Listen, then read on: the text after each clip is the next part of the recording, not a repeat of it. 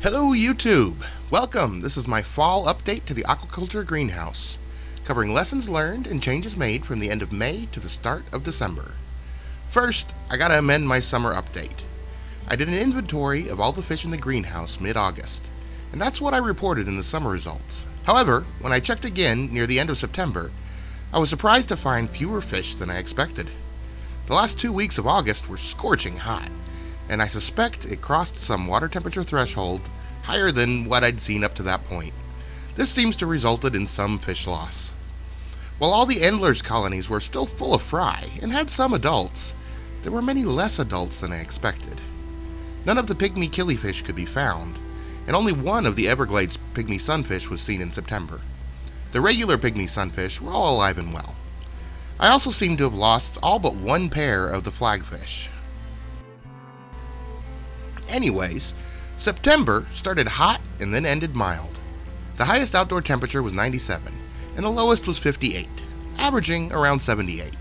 The water temperature remained in the 80 to 90 degree range for the most of the month. With full shade from the trees, plant growth stayed slow.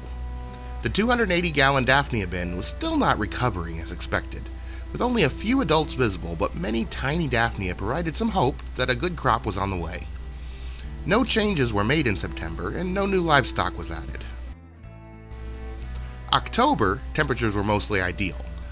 The outdoor high for temperature for the month was 100, though most days were under 90, and the low was 52, but most were above 65.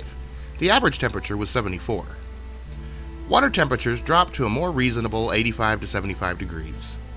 Late in the month, a few leaves began to fall, and plant growth began to pick up. Unfortunately, hair algae was the first thing to respond to this additional light, so I spent the next few weeks removing it. No new eggs or fry were spotted in the killifish or pygmy sunfish that remained, but many fry were produced by the Endlers and Guppies. Still very little progress with the Daphnia. The number of adults was dwindling, but somehow the number of tiny baby Daphnia was increasing. Finally, November started ideal and ended on the cold side. The outdoor high temperature for the month was 81, and the low right at the end of the month was 32. But most lows were above 45, and the monthly average was 60. Water temperatures started out around 80 and then dropped down to about 55 degrees by the end of the month. I figured out what was happening with the Daphnia.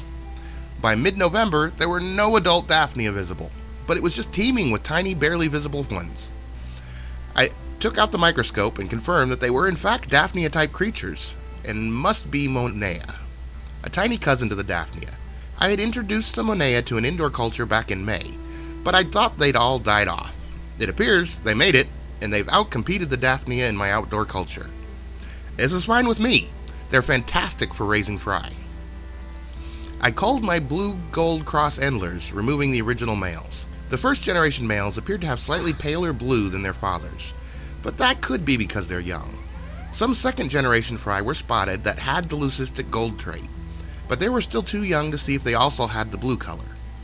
A few of the first-gen males had red tails and a bright violet body.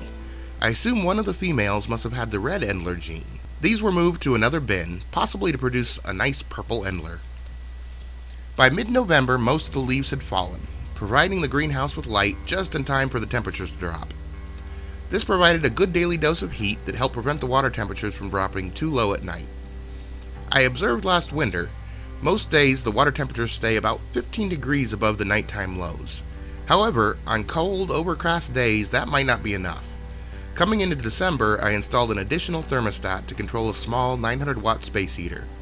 This keeps the air and water inside the greenhouse about 10 degrees warmer than it would be without it. I've set it to 65 degrees.